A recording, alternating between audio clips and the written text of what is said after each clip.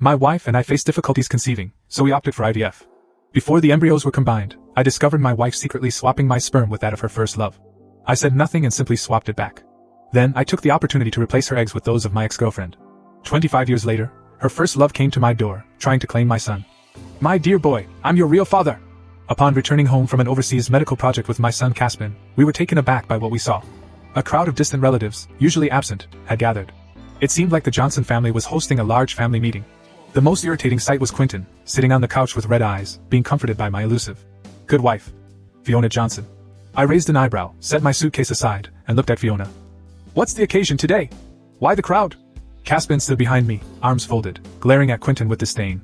He had an inkling of the man's identity. My mother-in-law sat at the head of the room, looking displeased and hesitant. Before Fiona could respond, Quentin rushed at Caspian, tears streaming down his face. My dear boy, I'm your real father. Caspian quickly stepped aside, scowling at Quentin as if he were something filthy.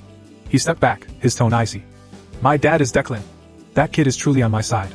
I held Caspian's hand, giving him a reassuring nod, and then struck Quentin with a punch. The sound echoed through the living room.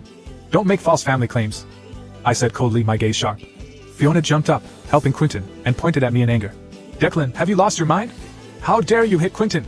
She raised her hand to strike me, but Caspian swiftly moved forward and slapped Fiona. How dare you hit my dad?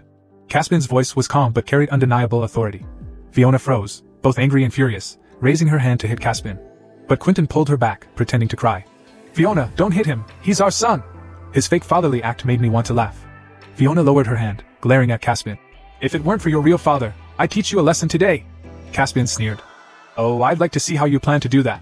His fierce gaze reminded me of my younger self. I was secretly pleased. He truly is the son I raised. An elder from the family cleared his throat, trying to restore order to the chaotic scene. Quiet down, everyone! His voice was deep, carrying unquestionable authority. Everyone gradually quieted down, eyes on the elder. He looked at Fiona. Fiona, why did you call everyone here? Fiona took a deep breath, as if summoning courage. She wrapped an arm around Quentin's shoulder, looking deeply emotional. Actually, I have some important news to announce today. She paused, her eyes scanning the crowd before settling on Caspian and me. I watched her quietly, curious to see what she was up to. Caspian, he's not Declan's biological son. Fiona's voice was soft, but it was like a bomb exploding in the living room. Caspian turned to me, shock in his eyes. I gestured for him to stay calm. The relatives around us whispered excitedly, like vultures circling a carcass. Back then, when we were doing IVF. Fiona paused, as if embarrassed. The doctor said Declan's sperm quality was poor. So, to spare his feelings, I swapped it with Quentin's. This fool tried to shift the blame onto me.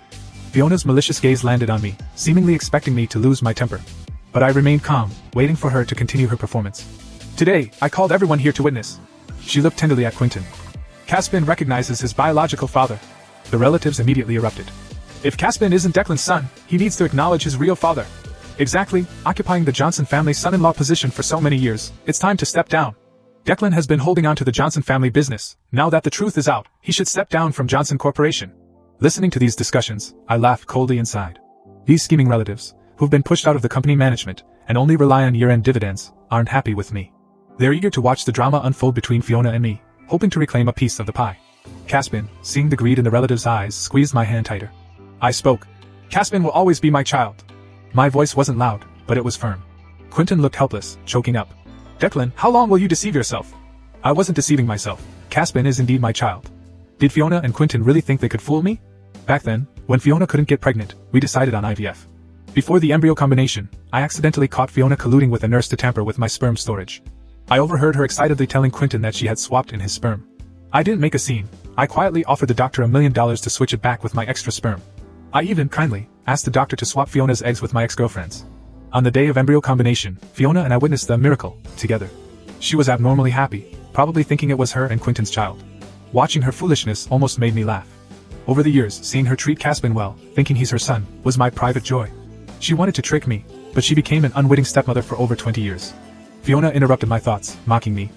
You're stubborn. Caspian may have been with you all these years, but the sperm isn't yours.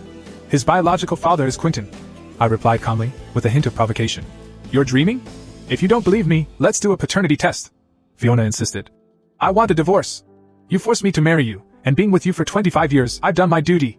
Her face showed a hint of joy when she mentioned divorce. Looks like she's been planning this for a while. Oh? She dares to say she's done her duty? I've been married into her family for 25 years, living alone for all those years. While I raised our child, she was off having idyllic romances with Quentin. While I worked hard to uphold the Johnson family reputation, she was indulging in debauchery at entertainment venues.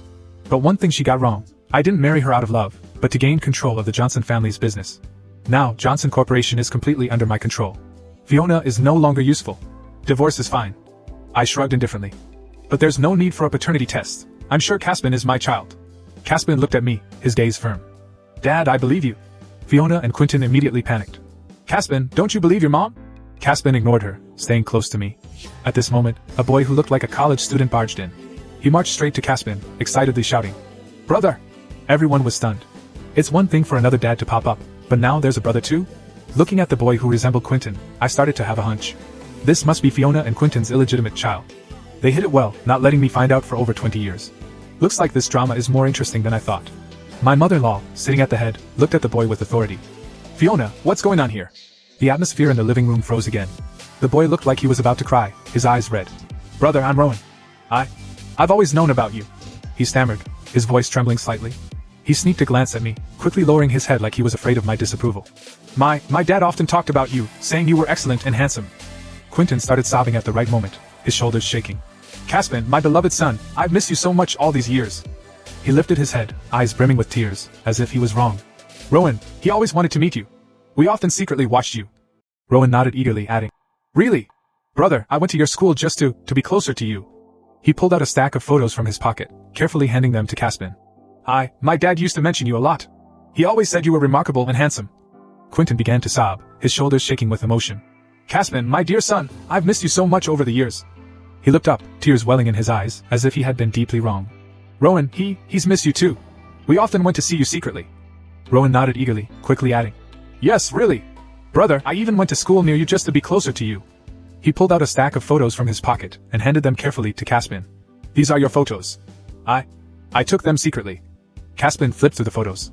There he was, wearing a graduation gown with a bright smile, looking tired after basketball practice, debating energetically with classmates. A shiver ran down Caspin's spine. All these years, someone had been lurking around him, watching and secretly taking his photos. Fiona Johnson didn't stay idle. She approached my mother-in-law, pointing at Rowan with a serious tone. Mom, this is the Johnson family's grandson. All the relatives are here today to witness this. Please, acknowledge him. Fiona was clever. She knew that after my father-in-law passed away, it was my mother-in-law who held the decision-making power within the Johnson family. She had invited all the relatives to pressure my mother-in-law into recognizing Rowan as family. She believed that if my mother-in-law agreed to let Rowan join the family, I wouldn't be able to object. After all, I've been dutiful and respectful to my mother-in-law for the past 25 years. Rowan, quick on his feet, immediately turned to my mother-in-law and respectfully called her Grandma. My mother-in-law looked at Rowan and then at me, her gaze complex, not immediately acknowledging Rowan's greeting. I knew she felt sorry for me. Not wanting to make things difficult for her, I broke the silence. Fiona, your real motive is to have this illegitimate child join the Johnson family and inherit it, isn't it? Why drag Caspin into this?